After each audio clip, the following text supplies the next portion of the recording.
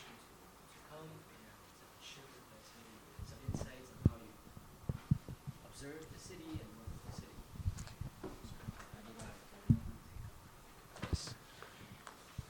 And I would, I guess, say that he's one of the, maybe the last generations of Hong Kong writers whose formative years were shaped under the ethos of the British, let's say, governance, and stories that he writes about, the characters, the objects, and places are usually borrowed from the everyday. His work is well situated in history, but fictional in nature. Some of his earlier works on the city are particularly intriguing to us as architects. And also in the room are TC, our longtime faculty member, Thomas Zhong, and Jasmine Chen, our M2 students, who in a way initiated the contact with Mr. Dong. So these are the people I would like to thank for helping to make this event possible. I guess the premise of the event is that in the room, we have a group of M1 students, M1 and M2 students, and the M1 students are under kind of my tutorage, and we're designing a Hong Kong archive, super ordinary 2047. So it has a few kind of keywords or triggers that is about the city, about objects related to the city, and about this time that that is about to approach. And so it's kind of a pseudo-fictional project taking place in the future. And many of the premises for the studio can also be described for Dung Kai Cheung's earlier works, which is, again is about the city, memories, objects, people, and time.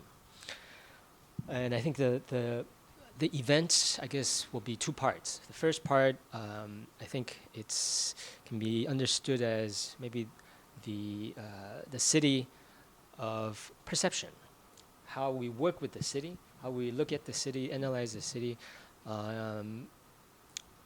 for our creative art form, literature and architecture. And then the second part is city of imaginations, how our imagination began to shape the city. So before each part starts, we'll invite the students to explain their work. So the first would be the M1 students, maybe spending 30 to 60 seconds. Tell us what it is that you're doing. What is the main ideas? Same with Jasmine. And then after your presentation, I have a few questions that I'd like to engage Mr. Dong with, and then others can kind of chip in. Yeah. Okay, so maybe we start with the M1.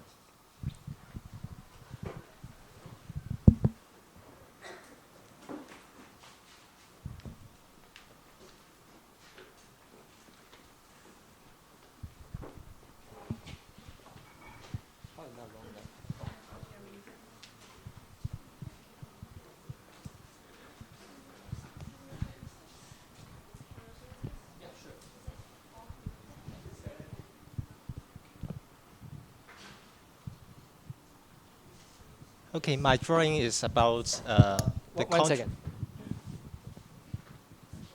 So let me premise this a bit. So the assignment was to, it's called Drawing City, this piece. It's 10 meters long, and it's divided into 11 pieces. Each piece has this kind of three parts to it. There's the main part, and then there's two secondary kind of parts on the end. The main part comes straight from the students' kind of core interests, and then the two adjacent pieces, they have to negotiate with their neighbor, so they cannot just do what they want to do. They have to communicate, they need to learn from, and work with.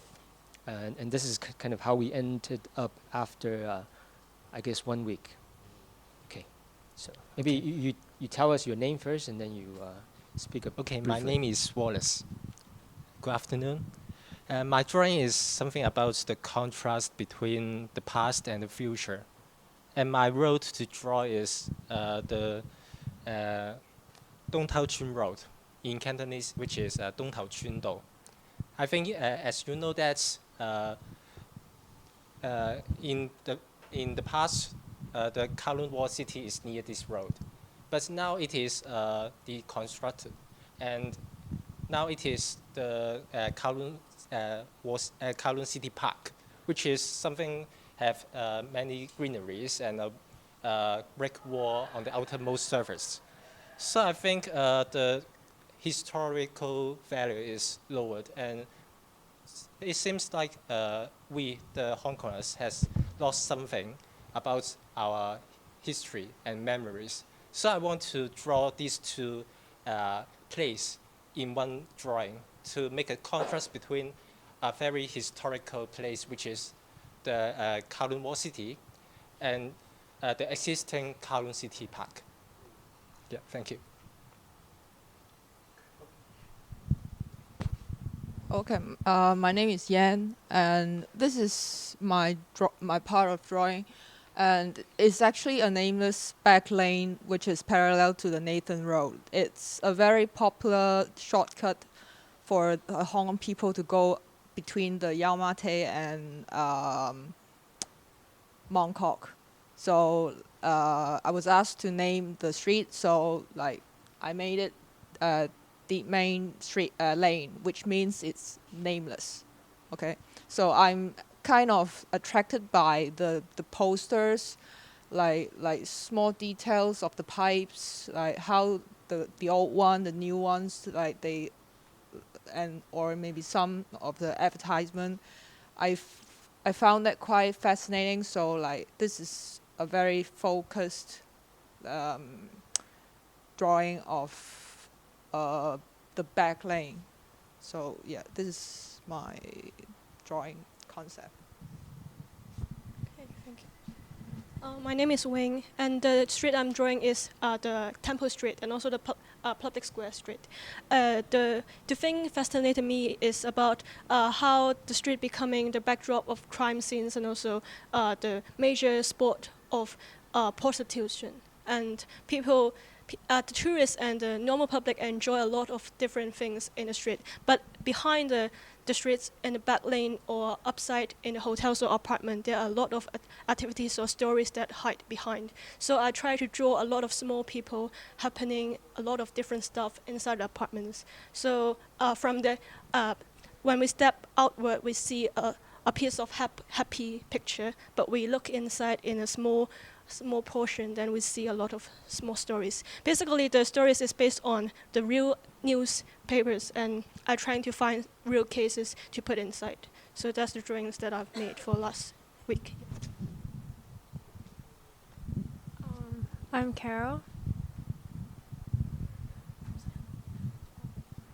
It's for recording. No amplification. I'm Carol, and this is I'm drawing Boundary Street, where in 1860s, this south of Kowloon was leased to the British government.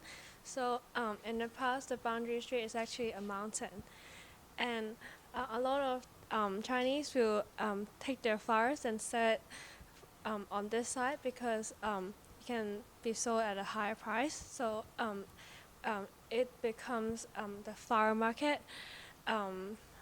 nowadays, and I want to depict how the garden is presented in the past, and where in nowadays where there are lots of rooftop gardens, but it seems to me like a flower pot where the people don't really interact with the plants and the nature.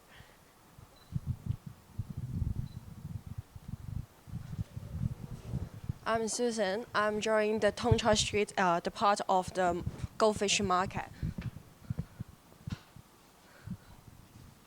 And I and I think this street is one of the collective memory for the Hong Kong people, because most of the child will ask the parent to take them to go to goldfish market and then buy the pet for them. And you can see just like outdoor aquarium for children and some imagination how the goldfish market is. And also you can see the reflection is the history of Dung Kai Street, because in this street you are hard to imagine now that is a farmland before. So I think this interesting contrast of the history and also the collective memory of Hong Kong. Hi, I'm Jessie, and I focus on Fa Yuen Street, and my drawing mainly focus on the past and nowadays for the Fa Yuen Street. How for example, like the sneakers street part. In the past, there are like small brands, sneaker shops, but nowadays it's revitalized and changed into a big sports mall. And the other part I focus on is a hawker structure, culture of this street, and also I've recorded some historical events like the Fa Yuen Street fire. Yes.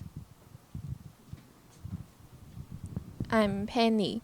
I'm drawing the Yan Oi Court in Yumen Square, which is in Kwun Tong, and Kwun Tong is actually under the urban renewal project of the URA, and so that this drawing I'm actually showing three moments of Kwun Tong. This side is actually the Yan Oi Court before the redevelopments, and this one is the building that ready to to be demolished, and all the shop owners are removed.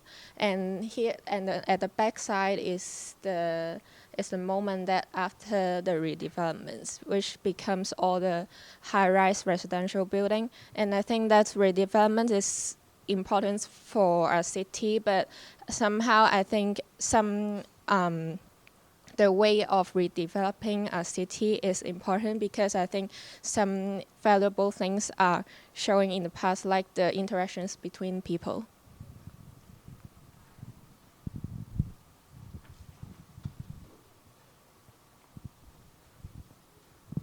Hello, my name is Faye, and the street I am drawing is Sai Yi Street. And my drawing can be seen as a vertical timeline, and to be seen from the ground, it is the line cutting for the now and the future, and it is the buried underground city.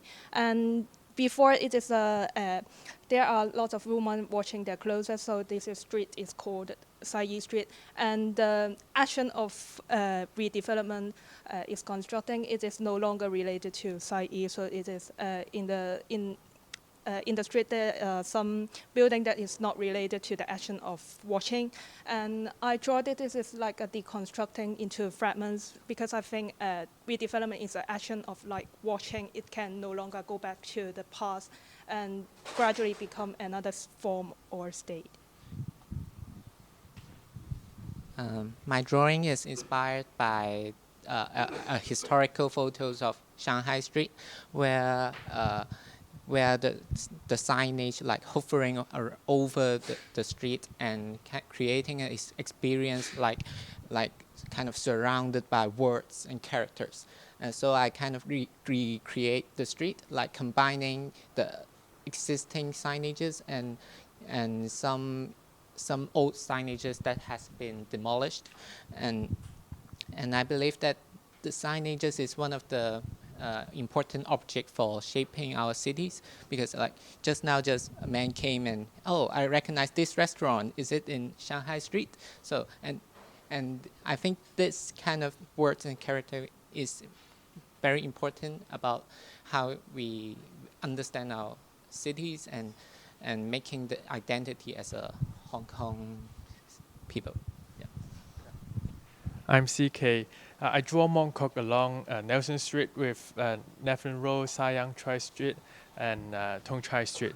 And I draw it how the people using Mongkok. I draw detailedly what is around the whole area, and as an entertainment district, an iconic district, and typically in a dance district in Hong Kong.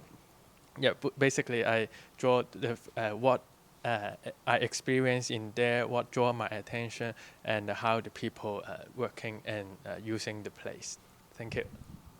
That's all of my works.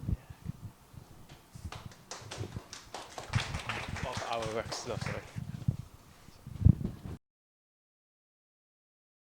I was wondering, what is the method that you go about in studying city? Well, if we talk about this book, Atlas, which I wrote in 1996, I approached the idea of representing the city in 4 different ways. First of all, it's a little abstract. It's through theories. The first part is called theory. So I read something on some theories of geography and cartography, but I tried to reinvent them or distort them into something something strange or something absurd or imaginative. So the first thing is I started from ideas, abstract ideas. The second thing is the second part is called the city, which is a little bit more from images or imagery. So I look at maps, and through maps I discover some images that appealed to me, and so I try to develop that into a short piece. Maybe you can have a look at this collection of maps. It's very heavy. It's called Mapping Hong Kong. Sorry, thank you. It's called Mapping Hong Kong. It's a very excellent collection of old maps of Hong Kong, and very complete and well compiled by an Englishman in the colonial years. It was published in 1994, I think. And the remarkable thing is that a book of this quality, both in terms of its printing and material and in terms of its content, was very cheap at that time. It's sold at 400 something. Yeah. I don't know whether they have any more copies now. A few years ago I called. There was a small shop selling maps produced by the government at Jordan. At Jordan, outside that Eaton Hotel, yes. Outside Eaton Hotel, there's a empty space, and then there is a small house in which there is a shop selling maps produced by the Hong Kong government. A few years ago, I called, and they still have some copies. I think at the same price. So I think it's worth trying to get hold of one if it is still available. So in this book, in this collection, there are many, many maps and old maps. Some drawn by Chinese in the Ming Dynasty, Qing Dynasty, and then many produced by Western people when they came to this area. Of course, you will see that those produced by the Western people were more accurate, and those produced by Chinese were something like landscape drawings. You can see the islands, small islands with waves and something like that. So it's really inaccurate. But it's very interesting to look at. So my method of writing atlas is very simple, and that is most of the maps that I mentioned in this little book came from this collection. So I flip through the book and find this map is interesting. Why? and I think try to find out why it appealed to me. Maybe it's because of its shape, or maybe it's because of its color, or some names, place names. So I used this book for writing my book called Atlas. So the second thing I mentioned is imagery. And the third thing, street names. So I think it's the part that is most related to what you are doing now, drawing of street scenes. But for me, I did not treat that part visually. I treat that part mostly from names, place names, the names of the streets. So I started imagining or making up stories from the names of the streets. And then the last part is on signs. Signs are those that appeared on maps. Usually we have a legend. I find this very interesting, that this set of signs is called a legend, because legend is also, story. Story that pass down from different generations. So we have legend as story and legend as a set of signs to help you to understand maps. So for the last part, I will write. I try to write my stories starting from the imagination given to me by different signs. And maybe I say a few words about my impression of your work. Yeah, it's very impressive and very interesting. Yeah, to see the city represented in this way. Because for me, I believe that the city is not a static thing. It is a dynamic thing. So it never stops at a state. It is always changing. And I see this dynamism in this work, that this work which is done by 11 students. The dynamism can be seen both inside each part and as a whole. Yeah. For some, I see, just now you explained, and actually I can see that in the picture, that you put in different times in one single picture. So the picture is not like a photograph that is taken at a particular moment, but it incorporates different times in your drawing. And these times could be times of the past, it could be the present time, and it could be the future. So this interaction of different times creates this feeling of a dynamic and changing city. And taken as a whole, I also feel this, that from one core to the other core, I see this transition and this flowing. Maybe the transitions were done differently. I'm very curious about that, actually. How you cooperate with your neighbor and negotiate. This is my part, this is your part. So how can these two parts fuse together? For some, I feel that the fusion or the flowing is more natural. For some, maybe a little forced. I don't know. Well, that's also interesting. We need not always let things flow very, very naturally. Sometimes to have something unnatural is also interesting. So I can see different transitions in here. And when I go from one side to the other or back, I can feel this flow, the dynamism of the city, especially when we have different perspectives and different angles and different distances. And so how do we, change our way of watching while I'm going through this journey? I think it's a very, very interesting experience for me.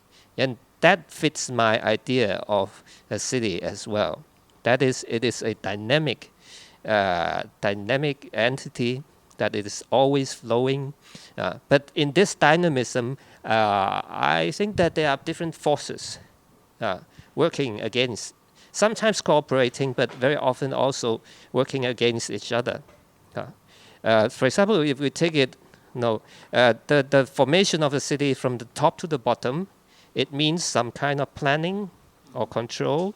But if it is from the bottom to the top, it means something spontaneous, growing from the needs or the inventions of the residents or the inhabitants of a certain place. So we see that, for example, the one on Kowloon City, the disappearance of Kowloon City. In the past, it is the Kowloon City, walled city, is a very famous example of a spontaneous change and growth of a community. But then, of course, we also have redevelopment, during which these more spontaneous elements of the city were just cleared away. And then, we have design and planning from above. So these two forces are always working against each other. And I can see these contentions of forces in these pictures as well. Yeah.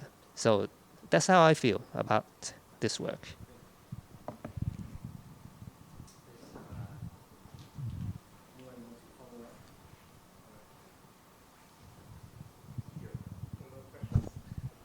I have more, but yes, maybe later. or anyone want to share about the transition part? I think that is interesting. Yeah. How did you negotiate? Yeah. Do you have quarrels on how to,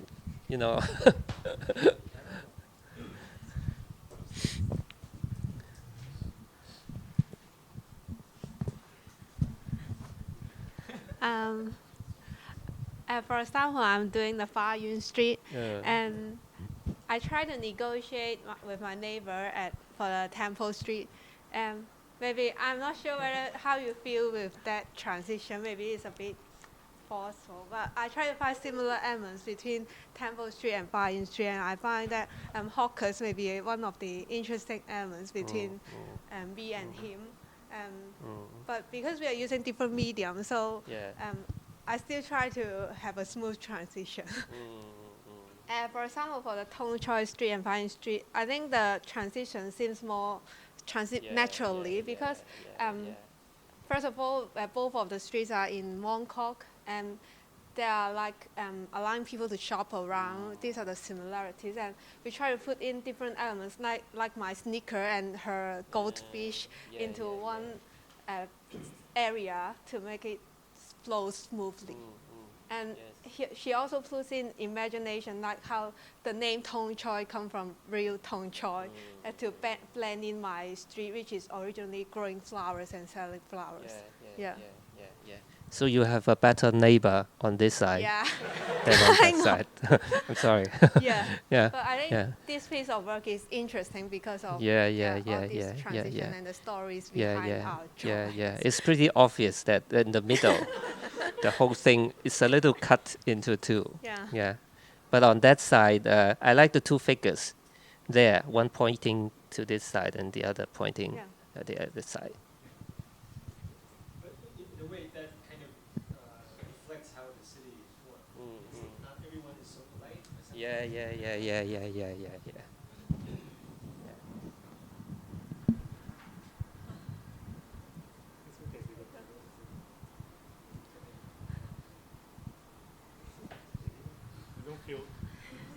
Maybe I can say something there.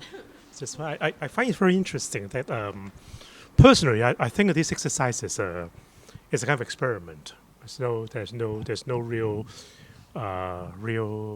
necessity to actually negotiate with anybody. I would think this is almost like a mental collage. The interesting part of this kind of exercise is that we architects actually, as maybe different from directors, they start from thinking about something in abstract terms, like you talk about the theories, your own feelings, and that was no image at the first place. We architects almost doing it in the reverse manner. We actually started to sort of maybe subconsciously or unconsciously collect some images from our mind. So, and then started to form a kind of mental pictures, and then half consciously we started drawings. So those drawings which actually embody multiple perspectives are the ones that I find more intriguing. I think that it followed a more the searching process. While some of them are more like a photograph or a kind of drawing based on a photograph. It's kind of less experimental in that sense. This is kind of interesting. I'm also curious of how you. This is one continuous piece of paper, right? How are you going to work at the same time that 11 of you are actually working together to build this up? Is it the case? Yes, that's the case. So you plan of corridors, and it's like you do a wall drawing. Well, that's very interesting. Then you're very polite. None of you actually cross the border and go to the other places. You're kind of very well controlled, kind of very following the rules. I think it may be more interesting if you actually do it the other way. And there's no discussion, right? It's basically like an individual's work, start from a spot, and then you kind of expand outwards until you touch the other's work, correct? You don't talk to each other, don't plan the drawings, right? Do you plan the drawings? You plan the drawings. And you plan the drawings, okay. Okay, that's another way of doing that. And coincidentally, they are all in Kowloon. So none of you are interested in the islands in Hong Kong? Okay. So it's a planned imagination exercise. It's from top to bottom. Yes, but I since Mr. Tung is here, I'm really interested to that you started your mental framework for how you produce this very famous body of literary work. I like you as students actually reflect upon the difference between a writer, for example, who is highly intellectual, but also quite I would say quite have a kind of questioning mind about the history of Hong Kong, about the history, the reality of the places, and started to based on something and started to work out something else. So I think that is interesting. A few works, particularly for example, the Boundary Street is one of, and also the which is the one, the Fa Yuen Street, are the two drawings that I enjoy most, because that has this kind of quality of started from imagining something and kind of collaging them into a piece of fantasy, rather than a set of recorded reality kind of works. I think that would be a nice start for a very interesting project. Yeah. I guess maybe you can try to be a little bit more subversive in doing this. I don't know how, but now is quite well planned and very orderly, actually. Although I also see, as I mentioned just now, I see the dynamism, the changes, so which is very, very lively. But then the interaction between parts, I don't know how, I'm not a professional in this aspect, but I feel that the interaction between parts could be more interesting, or there's some feeling that you follow the rules too well. Yeah, maybe some of you can try to break some rules. You don't need to do it very violently, and go to destroy the drawing of your neighbor. But there can be things that are very subtle, that you put here and there, or maybe references to other people's works. It's an interaction. It is intertextual. While you are doing your own thing, at the same time you can respond or react to things that other classmates are doing. I don't know how, but you can put in some elements like that. Yeah, because for me, Atlas is a very strange book. Actually, it's quite crazy. It doesn't observe any rules, or it pretends to be observing rules. Like talking about theories, but all those theories are false. There are no crazy theories, but they are talked about in a tone which is very solemn and serious, but the content is crazy, you know. And so yeah, that's the point I would like to raise. Yeah.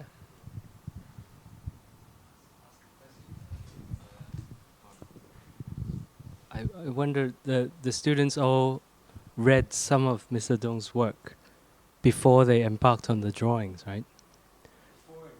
Before and during. And maybe, as Mr. Dong was saying, you know, his work is actually a kind of subversive, crazy, finding these gaps and moments that when there are slippages, and, you know, then he can use his imagination and find his own story or something. The way you guys also do the drawings, is there a way of injecting your own, you know, subjective kind of involvement? For example, I think you mentioned when you did your Temple Street drawing, you looked into newspapers, stories, and then tried to redraw them. But maybe you can go one step further, you know, imagine your own stories, or imagine how they live their lives, to go beyond and push, you know, yourself. Yeah, I think, and maybe, you know, that one from Sai Street as well. There was an attempt to, you know, excavate the history, but yes, you know, go one step further. You know, make your own history, make up the story, because you know the essence. I'm guessing you're trying to draw out the essence of that place, of that street, and I sense, you know, your tutor wants you to do something unusual, as in not the architect's usual way of top-down planning, you know, looking at a site plan. So I think this is your moment to try something crazy. Drawing is a process that means for you to if drawings. I mean, we're doing drawings now, collectively and also individually. If drawings and this particular exercise is a process and a means for you to sort of decode your perceptions, I guess that the drawings are too real. I like to think about that when I go through a new city and I go back to my hotel room, I started to close my eyes and what did I see? If from that point on, I started to make a drawing, a small sketchbook, what kind of things would come out. So there's a process of processing of your own mind rather than just to, for example, the Kowloon City drawing, because I'm quite familiar with the place. It's actually quite the same as I travel. I think in that regard, maybe it loses a bit of the essence. So I think distortion, for example, and spontaneity, and also emphasis on certain particularities, and recomposing things, or almost like a willfully doing something which is you will not see right away when you are in the place, but something more interesting. But of course I only comment when you finish exercise. So maybe it's like a feedback. You like to do another time, then you can maybe try it out. Yeah. Okay, maybe it's a good kind of point to switch to a similar topic in a way. It's this issue on the visible and the invisible, which I think you touched on in your writing. In architecture, we face the same issues, right? We're in this kind of discipline in which the visual dominates almost everything, right? Even though it only occupies a portion of our senses. So let me see. You have described. I have kind of a quote from you. You have described that it is the task of literature to make visible to make visible the invisible, and that literature has a special capacity for rendering visibility. Words are non-visual signs, and many steps remove from the actual and the visible. By virtue of this removal, words invoke an imaginative power that is not bounded by a photographic image. Could you kind of elaborate a bit more on this kind of relationship between the visible and the invisible, which is also something that architects should learn to do, right? Not to just design through the image. Yes. Well, it may seem strange for a writer to talk about the visibility of words because naturally we'll think that words are just signs and they are not a representation of something that we can see. So we need to go through this process of decoding the signs and turning the words into images in our minds. But I think this is also a special quality of words, that it can evoke visual imaginations, unlike the very concrete images that we see in pictures or in photographs. So in pictures, we see exactly how something is represented. I'm not saying that we see the truth or the reality, but we see the representation. The representation is very concrete. If it is red, we see it as red. We cannot imagine it as blue or something else. But for words, it's always, for words, on the one hand, it makes visible by depicting or describing something, and that is you focus on some details. For example, if I want to make a description of today's weather and the scene outside or inside, I can make many choices. If I want to describe what's going on here in this room, I can describe how many people are there, how old they are, their genders, and then how the teachers look like. I can try to do that. I can also go on to talk about details like the shape of the spectacles and the color of the clothes that people wear. But for a writer, we can never get every detail. If I take a photograph here, I get every detail in my picture. But if I'm to write about this scene, I cannot write everything. So I need to make selections. And so I focus on something. And for this selection, it's like you highlight something that you think is the most essential and important for this scene. If you take a photograph, you have, of course, to a certain extent, you can put your stress on something or some point in some way. But if you need to take a group photograph, it's very hard to show where your focus is. If you take a photograph of this part, and there are more than 20 of you here, it's hard to highlight something. But if I'm to write about it, I can highlight something. I can just generally say that there's a group of people here, but then I particularly focus on one or two of them and their reactions. So this is the way that writing makes visible things, by paradoxically also hiding many things at the same time.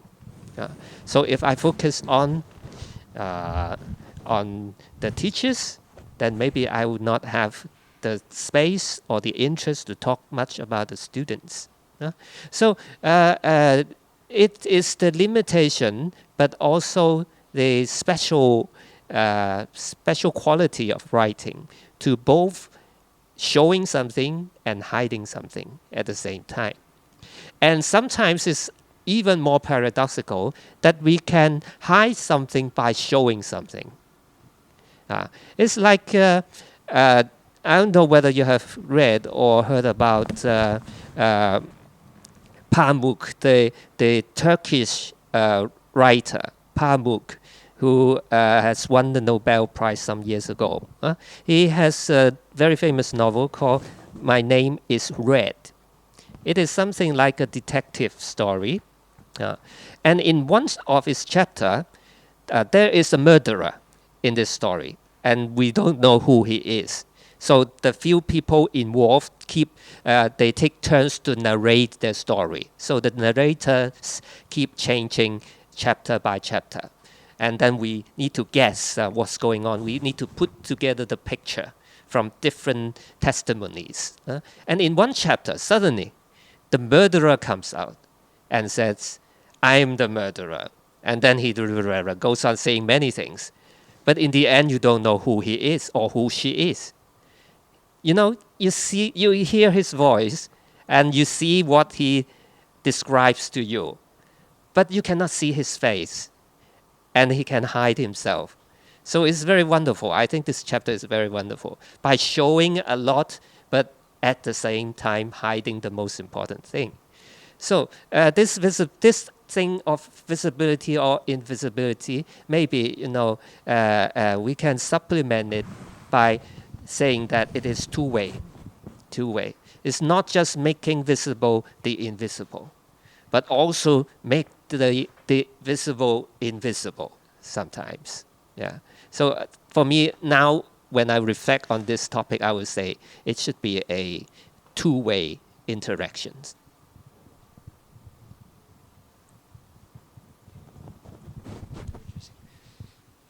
Any follow-up or no? Just an immediate image in my mind when we were talking about the murderer. Yeah. It's like if you're in a film, Yeah. the camera is that person, and you go around looking at what Yeah, that person is yeah, looking yeah. at, but you never know who that person is. Yeah, it's similar to that. Yeah. Hiding by making visible. Yeah. It's something like that. But I think it's also something that the movie cannot do, is the narration. I don't know whether this book has been made into a movie. I heard something like that, but I haven't seen the final product. Maybe not. But I think this part, or this book, is very hard to be made into a movie, especially this chapter, because it's a narration. He's talking to the reader. Actually, the murderer is talking to the reader. But in the movie, even if you cannot see his face, even if you take his point of view, if you speak, then the voice comes out. So it's impossible. This point is impossible to make into a visual representation. What you just talked about actually start to make me think of the limitation and the potential of different arts. For example, words, literature, and then movies, and architecture, visuals. And I just wonder, because I think something about text, it has multiple meanings in a sign. That, for example, if you show a picture, an apple, then that is an apple. But words, as you said, they are signs, so we have to decode it, and people can decode it in different ways. So do you also think that actually, other than making the visible invisible or any way around, do you also actually create things that you are not intentionally creating, or like in your works, do you think you're also creating something else outside or beyond what you're describing because you are using the medium text or signs like that? Yes, sure. There are always things that I am not conscious of, but when people read my work, they will feel or discover. Yeah. So because of this flexibility or the multiple associations that we have from reading signs or reading words, there's always this possibility that there are unconscious things that will be read by the reader, or will be discovered, or will be even I think the reader is actually not a passive person who is there to receive the messages put there by the author. The reader also needs to be a creative person. If he does a creative reading, actually he can go far beyond what the writer has done. So the reader has to get himself involved into the reading process as well. But then what is the role of the author? Of course, the author has to put down the most important things. It's like actually I have once made such a comparison that I treat my works or my novels as architectural structures, like a big house or some other kinds of structures. That what I, as an author, is doing is to build this thing in a certain way. And it is then for the reader to go into this structure and discover the way themselves. So this building is done by me, and I do it in a certain way. But then what they discover, or the way that they can explore and go through this architectural structure, is in the hands of the readers themselves. So I think this will be they can even discover something that I unintentionally put there, or maybe there are some secret corners that I'm not aware of, but then they find it, and so they see something new. So I think the difference between architecture and a novel maybe is not as big as we imagine. Great. Maybe with that we go to your presentation, Jessica. My thesis this year is the function of fiction in making architecture. And actually this thesis began with the query in the productive capacity of fictions and literary techniques in the whole course of architectural investigation, like analysis, research, synthesis, and design.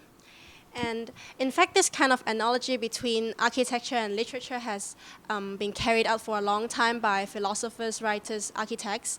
And the arguments or the purpose actually evolve with different ideologies and different times.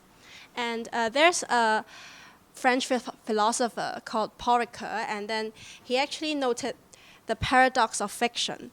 Because it has no previous referent, it may refer in a productive way to reality and even increase reality.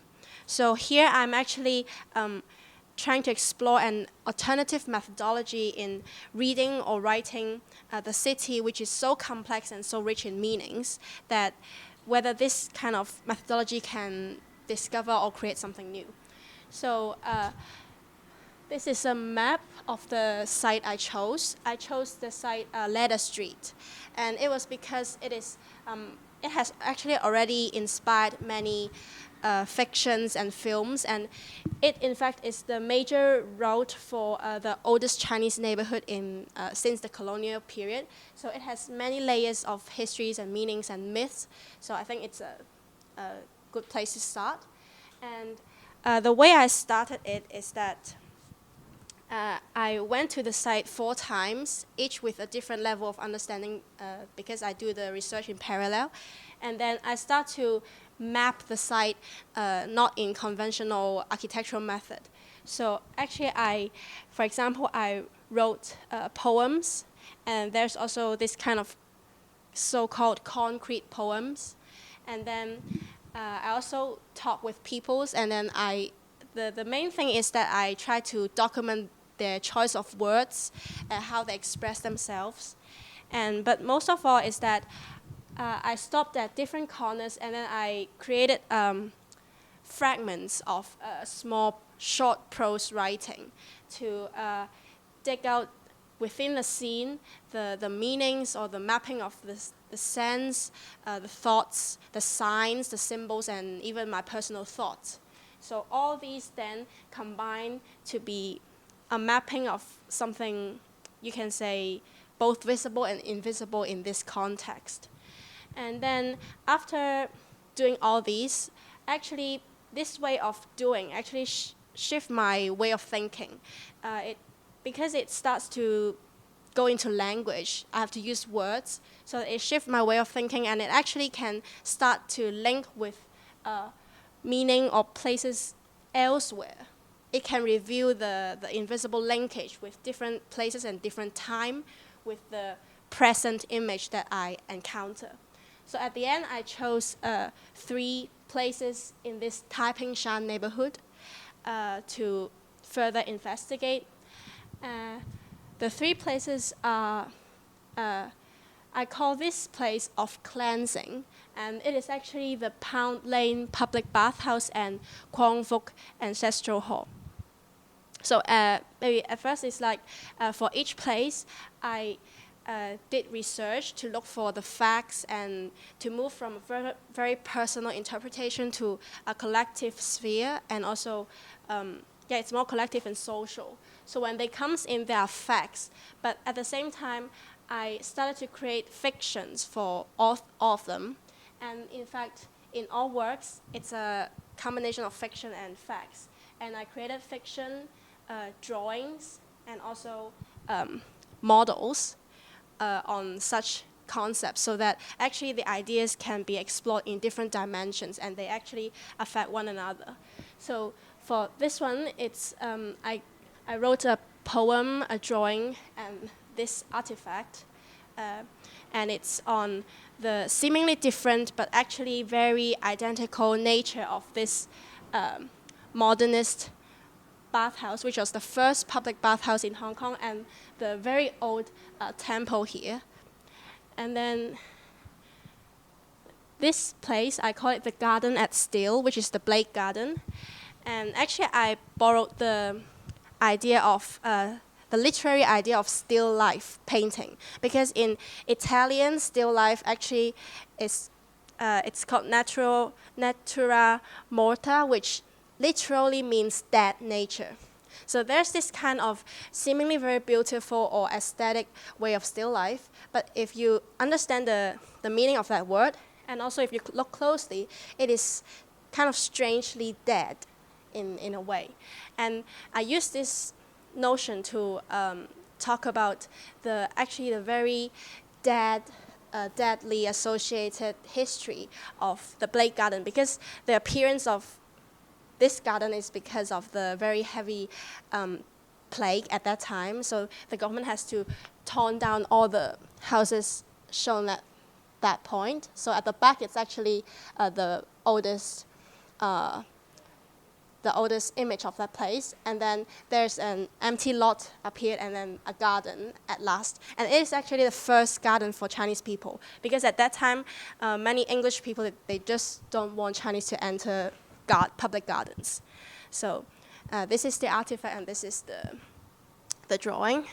And maybe I would like to talk a little bit more about this place. It's called a fictional community. And why is it called fictional community? Because this path called the circular pathway, in fact, from here to here, it's already not existing anymore. So how I can reconstruct this pathway is through many different materials, from government, from online, from books, from news, from painters, so that you can call it fictional or it's factual. But yeah, we just cannot be sure of that. So it's a drawing that shows how it looks like in different times. And if you look closely, you can see that actually a kind of I imagine a story in it, that this place, in fact, in a book called Street Studies in Hong Kong, it described it as the most inexhaustible community that is very rich in cellular business activities. So people come and occupy this place, and they start four major craftsmanship, you can say. And then, but after all the way, it becomes something, if you look at the news and things happening there, it becomes some kind of slum areas. And then there's crime, and People think that, oh, it's so filthy and thing. So this area was in the first urban renewal pilot scheme, and then it's without much resistance. It was just torn down, and this portion was left. And in fact, now there's only two hawkers still working in that place. So after I do this, I actually imagine it as an enchanted community, that people actually, their creation is the force to hold the whole community up. So this is the model I created for this place. And in fact, after I did all these, I realized that actually each creation itself, it's like a character, and actually I shift between them when I was doing them, and actually they would affect how I want to make the other one. So I think all the creations here, they are actually evolving or starting up a story of their own, and they're in turn affecting each other and also open for interpretation. And then you can say that it's like this part is like reading the city, and this part is like telling the city. So I focus on telling something instead of just showing reproductively what is there. And then lastly, it's just very brief here, but because in this term, we will have to move on to a design. So it's like writing the city. And actually, there could be some possible programs for each place. And for example, for the one that I talked about most, I'm now imagining the alchemist house and his pawn shop maybe somewhere around this site. So it's actually trying to grab the essence of the willfully given up history of this place, just like how people give up or took their precious, their history, their memories of objects to the pawn shop. And actually there's a kind of relationship between the people and their object, very intimate and also changing when someone goes to the pawn shop and then retrieve it after a period of time, or he give up that object itself. And then alchemists, it's somehow like, because I was imagining their capacity of transforming and focus in their craft, in practice. And I think this kind of combination between alchemy and pawn shop might be a new reality for this place, but at the same time very rooted in the past, the history of this place. So this is what I got until now. Thank you. I don't know if we get the initial feedback or we have a kind of... Yeah, I would like to say a few words. Okay. It's a very interesting project, and with different perspectives, and looking at different locations in the same area. I have the feeling that many of these places, there is a certain theme going through these different places. That is the theme of death. Yeah, because there was a big plague in which many people died, and so I guess I see in it some ghostly elements. Yeah, and I guess the ghostly elements can be more, you can put more stress on that. I don't know, because you say that that garden has this feeling of death, but now just looking at it, it looks very green and peaceful and beautiful. So this idea of a haunted house can, I don't know. This idea popped into my mind just now, and I keep thinking about the relationship between a haunted house and architecture, because a house becomes haunted only after something horrible happened there. So it originally has nothing to do with the architecture itself. But can architecture create a haunted house? I don't know. That is the architecture itself, or the structure of the place itself, incorporates it within. It's the ghost of the past time. Yeah, because actually there have been many people, living there and full of life, and then now it's changed and all redevelop into something else. So this when looking at these old areas, it always come the idea of the ghosts always come into my mind. That yeah. So I don't know whether it is something that you that is in your mind and that you want to develop.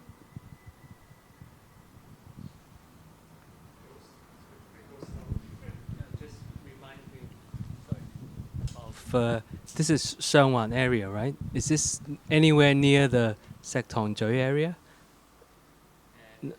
Oh, because just remember the film, Rouge, Yin Ji Kao. Yeah, and it's also about ghosts and also about changing times of the city. So it's not only a personal story. And then the other thing about hauntedness in architecture, Anthony Vidler wrote a book called The Architectural Uncanny. I think he developed the whole theme with, the German word of unheimlich. Yeah, so the different chapters. Sorry.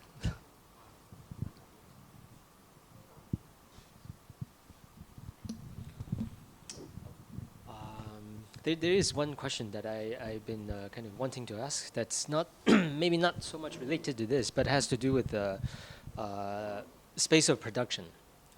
Like some have said that, like for a painter, the best place to display that piece of work is be situated or displayed similarly to where the work was originated. If the studio has a kind of warehouse aesthetic or kind of spatial construction, it would be the same, to be displayed in a kind of exhibition hall that carries that same characteristic. And I read somewhere, or I saw this documentary on you, that you write in a kind of a small room. So I was wondering if you ever, in the past, I see. Okay. But I was wondering if you ever kind of imagine how your books are read or where it is being read. Does it change any of kind of the perception of it? Yeah.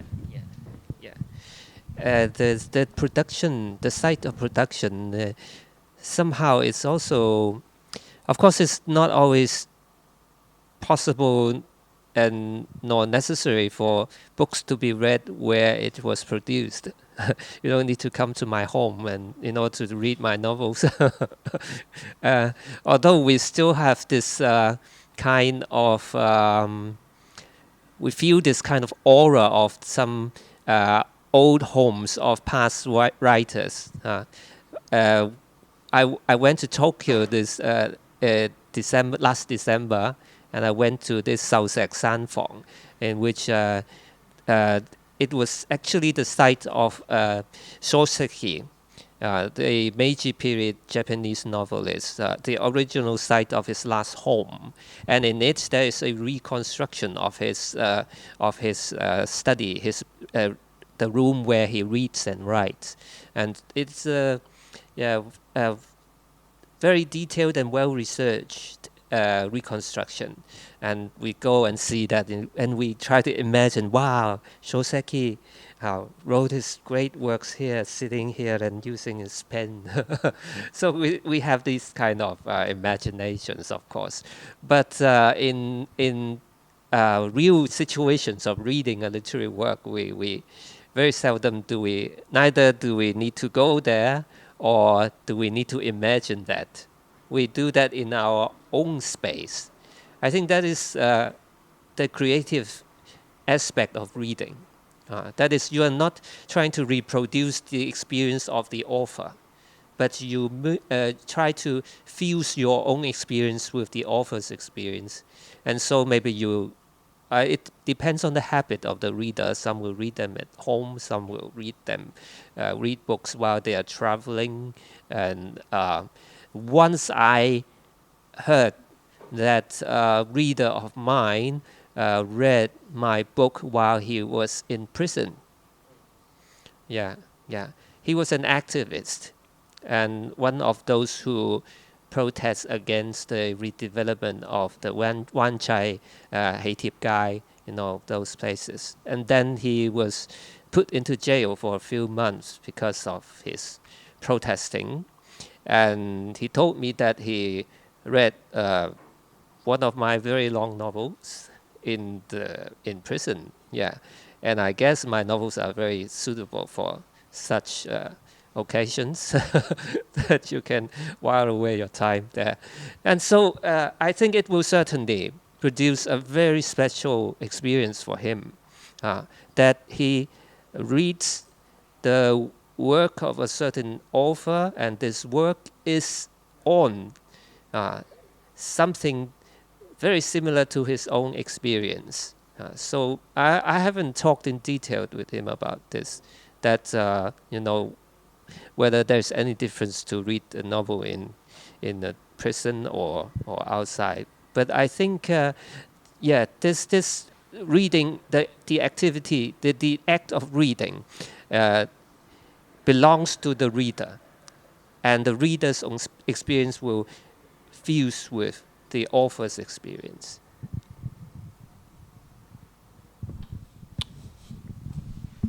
Would you say for the site of production, though, the site of where they, for you, right? Not about the studio or the building, but the idea of Hong Kong. you still need Hong Kong as because you say that it's fiction, which is ultimately true in a sense, but there's still it's there. Hong Kong is there. Somehow. I think. Sure. The site of production in the broad sense and the narrow sense. In the broad sense, is Hong Kong. Yeah. But without, do you think you would be able to write the same kind of thing without this actual physical place of Hong Kong? No. I don't mean that I cannot write if I travel or live somewhere else for a long time. I don't know. Maybe I can, but still mentally, wherever I am mentally, the site of the production of my works is Hong Kong. It will always be. I think. Yeah, it has been and it will always be. Yeah.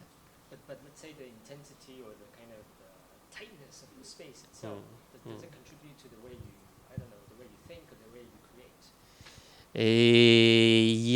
Yes. Maybe it has also changed. When I was younger and poorer, I live in a smaller place and I have a very small space.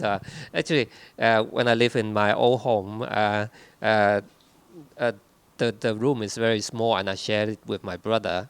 And so all my books were piled on the desk, and so there's only this small space left, just enough for the writing paper. Yeah, and that was how I began. But then gradually, I'm not saying that I'm now getting very rich and well off. But then I have a more I have a better working environment, I would say. But then it changes somehow that at the beginning, in this original environment, I tended to write shorter pieces. And later, when I live in a bigger house, I tend to write in longer pieces. I don't know whether there's any relationship between this. Maybe there is, or maybe there's not. Yeah, I think this is one very interesting point. But also, when Tommy was asking, and you kind of responding that Hong Kong is essential. for your work. I think it's more in a mental sense rather than a physical sense, right? I think that's the context. You also talk about writing. It's also about selecting to make something becoming visible, or intentionally making something invisible, hiding consciously or subconsciously. And you have that a long experience of working on this place that you mentioned you have been. Probably you will be so for another very long term of your profession. So in terms of these selections, this essence, what is the actual essence of this changing Hong Kong that's provide you that source of inspirations, or that source of passions, or that source of maybe obligations, or something that actually drive you to go on and on about a number of themes, starting from 1994 to now, and probably will go on and on for another very long term. What is the essence that Hong Kong becomes so essential that provide? You mentioned you just responded to Tommy's. I think that this is almost impossible for you not to situate your thinking, your work, in terms of Hong Kong. So in what terms? Yeah. I think it's simply the sense of belonging to a place. Yeah, everybody needs that. Yeah, maybe some people will need it less. I don't know. There are people who can just wander around and travel anywhere. But they still have this sense. Maybe they have the sense that they belong to everywhere. So we naturally will have this feeling that we belong not to a physical space, but to a community, and which is dynamic, which is changing. So if I say I have this sense of belonging to Hong Kong, it's hard to say that it is because of a particular place or particular event or whatever. It is this place where I experienced directly from when I was a child till now, and it is also a place that a kind of sense of belonging to something that had been there before I was born. That's why I'm so interested in Hong Kong history. I feel that it is part of myself. I don't know why. So there are people who don't feel anything about history, that it has nothing to do with me. But for me, to think about how it was like in the 40s, in the early days of the colony, I feel something connected to me. Yeah. And so this whole thing of a dynamic thing called Hong Kong, which is evolving in time and changing in space, and this thing is the belongingness that I feel, and I need it. Yeah. But that also, that reading or that interpretation of that book called "You're Part of Hong Kong" feeling, is it also, at least a part of it is your own construction? Yes, of course it is. So there's social yeah. certain myth or certain, so it adds something. Yes, and yes. When you write it, it becomes something real to you. Because Yes. many people read your books. Yeah. It's harder to absorb Hong Kong based on your notion. Yeah. Of course, they also have their choice of reading. Yeah. Reading belongs to the readers. I think that's Yeah. very interesting. Yeah. I think that in a way you're actually creating reality. Yeah, you're right. Your mental construct by imagining what was happening before. Yes. Maybe you heard. Yes. That has a certain resonance to your work. Yes. This kind of, when we talk about this mythical place and this kind of poems, I think it's really interesting. There's certainly two questions in my mind when she was presenting the book. First is more from TV's point of view. How does this project go? Where is it going to be presented at the end of the term? Which is a narrow question. But on the other hand, I saw the most striking presentation part of this board is there's many holes there. You never try to regulate them through a kind of compact, filtered up kind of which is very. Is it the same layout you presented in the final? I think this is very interesting, and I find my mind scattered a lot when you talk about the project. In the end, you have a very short column saying the program, which I think the pawn shop is interesting. I am very much with you that when people are very poor, they have to say goodbye, or kind of to sort of deposit his thing in exchange of certain. It's a very sentimental moment. So I think it's interesting. You may. So you just want to say. Yeah, I have a curious question. Actually, because I, in my previous interview with you, and also in some of my personal experience with my work, I feel that when you're creating, maybe you're already, just as TC already asked, you are constructing a very personal, intimate relationship between you and your Hong Kong. Because we were talking about CC's 我城 in the interview, and then you think that actually her 我城, her my city, is different from your my city. So everyone has his own relationship with the city. So I just suddenly wonder, after you, for example, when you are working in your own space, and then you are writing a lot about somewhere you imagined in Hong Kong and some kind of Hong Kong, after you complete a work and you pull yourself out from it, does it actually change how you feel about your space? And when you walk out into the city, do you feel something different?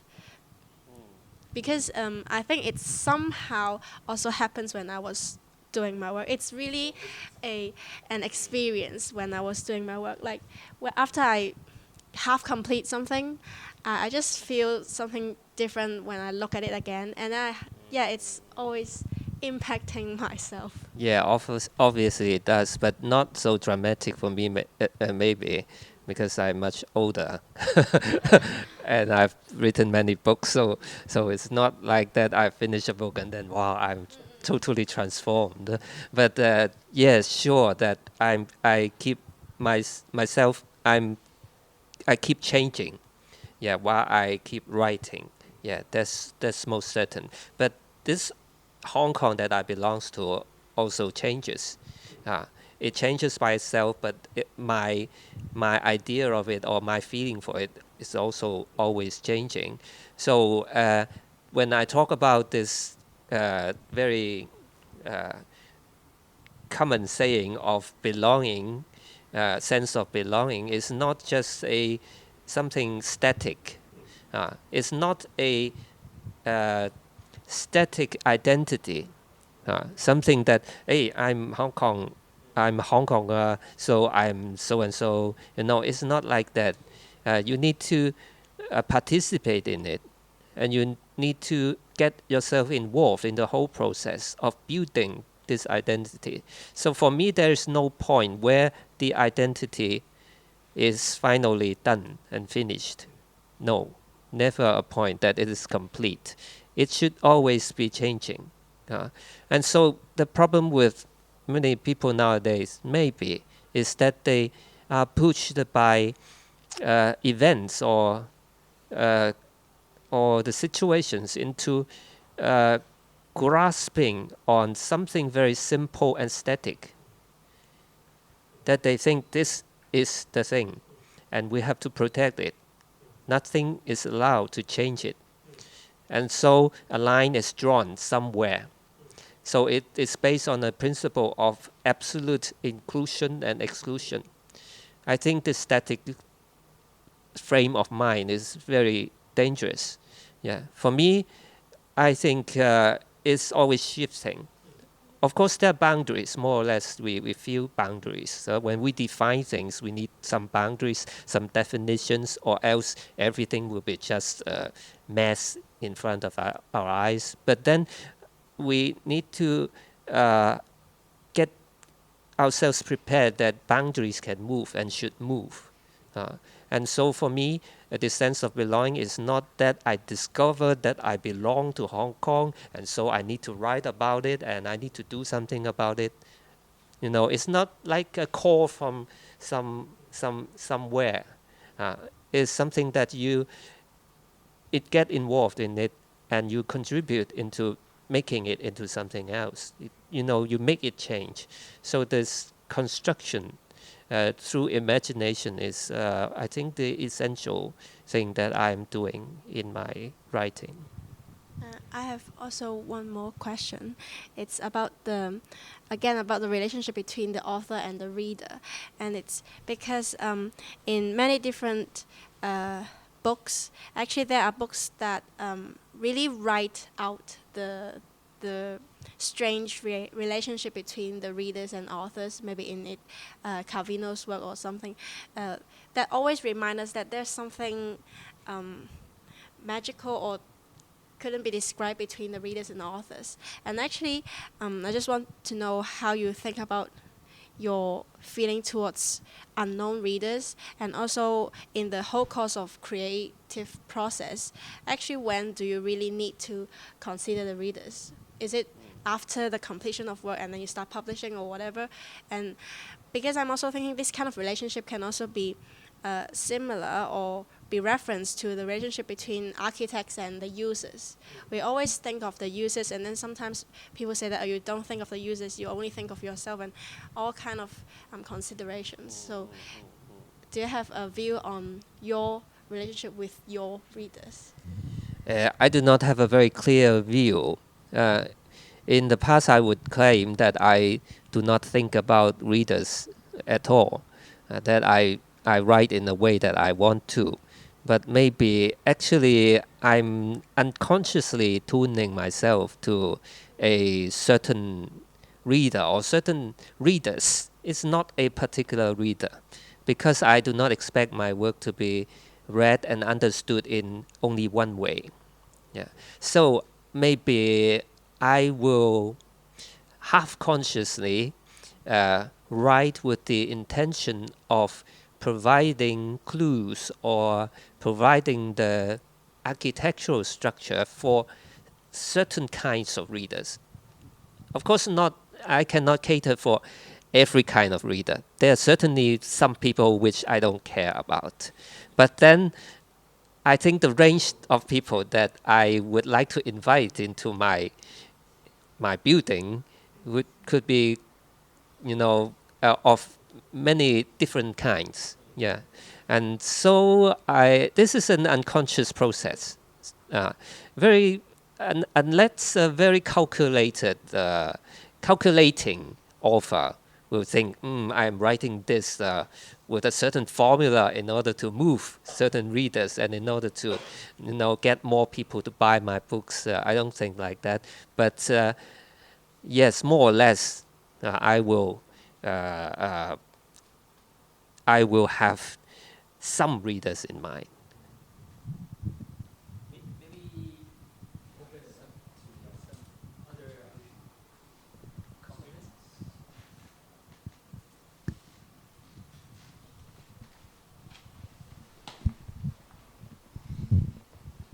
Yeah, hello. I get a question is about the reading habit and also how's your writing.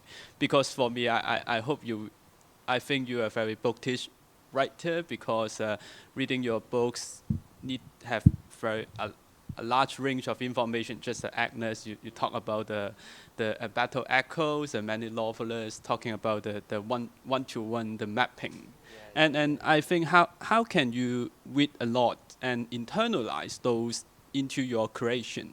I just wonder, is there any method, or is there any your habit to record the knowledge or something, your experience, and then make your writing? Yeah. Yes, that's a bad habit actually, to put too many knowledge into one's novel. But I do not have a method. It's just because I love reading. Yeah. If I'm not writing, I'm reading. I spend more time on reading than writing, actually. Yeah. I do not write every day. In a year's time, maybe I spend a few months or half a year on writing. But for the rest of the time, I read. And so it's just to love reading, to be crazy about other people's books. Yeah, to feel curious and to be astonished and moved by other people. Yeah, and that will get into yourself. And then for me, when I write, I will, it's not a planned method that I need to put in this or that into my work, but it comes naturally that this time, when I write a novel, certain authors will be behind my mind. You know, they will be with me somehow. Like, so we are writing this new book together, or I'm talking to that author when I write this book, and so he or she is inside this book as well. You know, that's my habit, because I'm a reader at the same time. Yeah.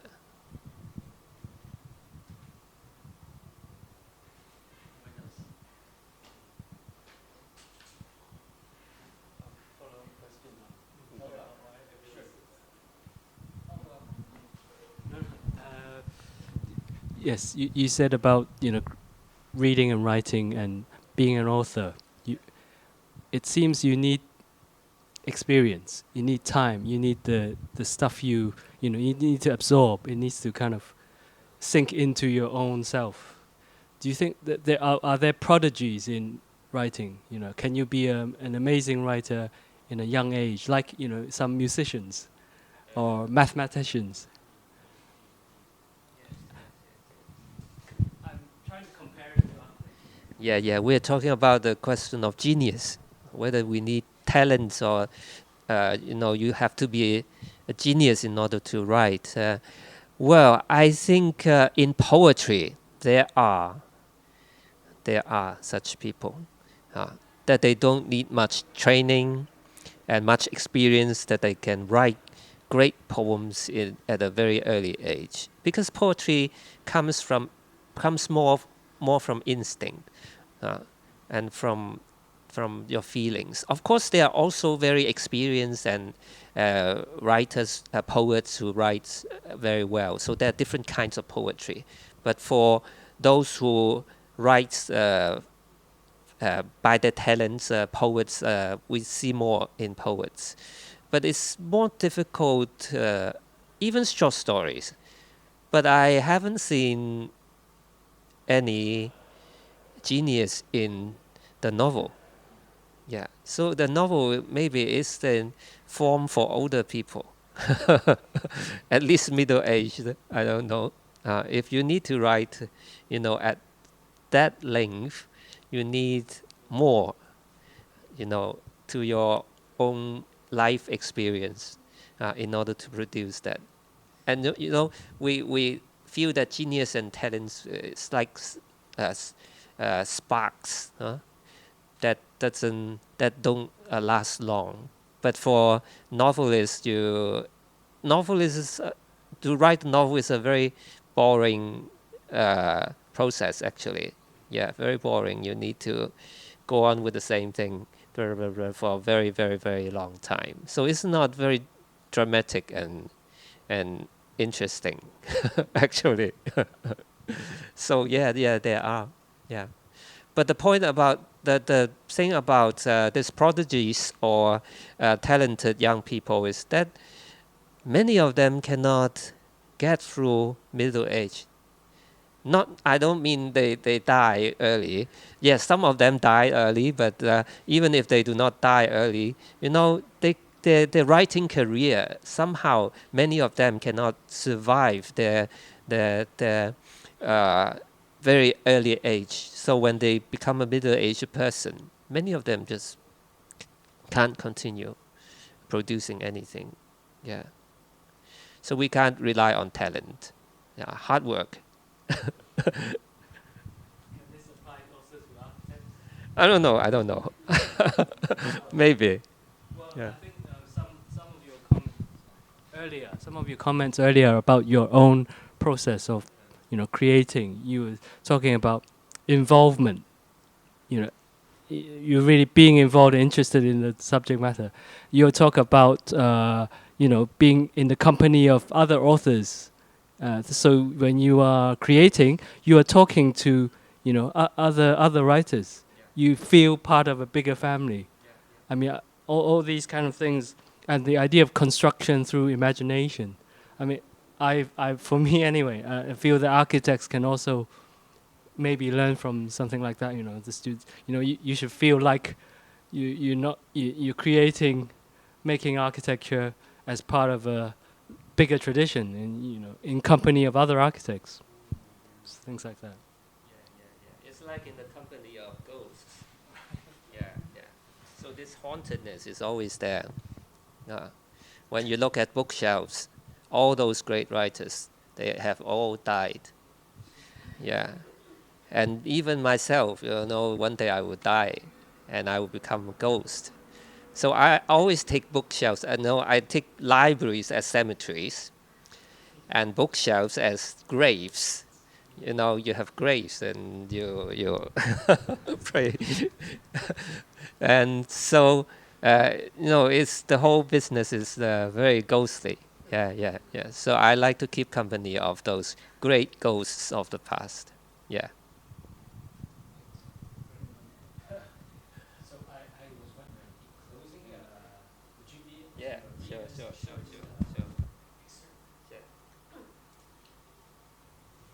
Change my glasses.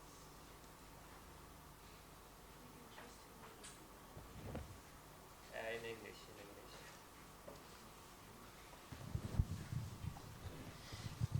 This piece is about, it's related to your work. It's about Taiping Shan. It's called The Curse of Taiping Shan. Yeah, and it's about ghosts as well. It's like this. Taiping Shan, Peace Mountain, is, straightly speaking, not a mountain, but a hillside district in Victoria, situated to the south of Shangwan, between Queen's Road and Cane Road. It was a Chinese residential quarter in the early history of Victoria. As an age of peace and prosperity began, however, Taiping Shan was slowly forgotten, and the name also vanished from maps. The 1889 plan of the city of Victoria shows Taiping Shan as a densely built-up area crisscrossed by alleys, but on the 20th century maps, the only signpost that remains to connect people's minds to the past is Taiping Shan Street. The most conspicuous landmarks in the vicinity of Taiping Shan Street are Blake Garden and the Tonghua Hospital. There are somewhat unpleasant stories about Blake Garden's past. It is said that the Chinese neighborhood of Taiping Shan lacked proper planning and supervision for several decades after the founding of Victoria, and its inadequate sanitary conditions resulted in an outbreak of plague in 1894. In just a few months, from May to September, there were over 2,500 plague deaths. Since Taiping Shan had been the center of the epidemic, the government expropriated the area in 1895, pulled down all the buildings, and rebuilt the district with better sanitary facilities. Blake Garden was subsequently laid out on land between Taiping Shan Street and Po Hing Fong, and was named after the governor in whose term of office it was completed. In order to prevent an epidemic from attacking European residential areas, the authorities passed the Peak Reservation Ordinance in 1904, prohibiting Chinese people from settling in the Peak District above 788 feet above sea level. The sad story of Taiping Shan was then buried under the flowers and birdsong of Blake Garden. Giant banyan trees locked in the souls of the dead, their benign roots driving out putrid vapors so that everything implied by the name Peace Mountain came true. From then on, peace spread as widely as once the plague had done. It eroded the memories of Victoria's inhabitants while also bequeathing the symptoms of forgetfulness to the later generations, so that people eventually began to doubt that Taiping Shan had been the home of their forefathers, just as they also failed to realize that many directors of the earliest charitable institution in the entire city, Tonghua Hospital, had been opium merchants. A small number still obstinately believed in the story of Taiping Shan, but were no longer able to find any clues to its existence on maps. An English couple who were fond of keeping parrots are said to have lived in the mid-levels district next to Taiping Shan when the area was ravaged by the plague. As they had the misfortune to die from infectious disease, their house was seen as unlucky and pulled down, and about a dozen parrots were made homeless.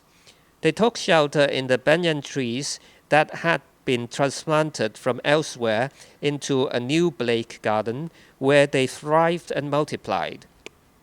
More than a century later, scholars researching the history of Taiping Shan suddenly hit upon the bright idea that generations of Blake Garden parrots might have passed down authentic vocalizations from the past.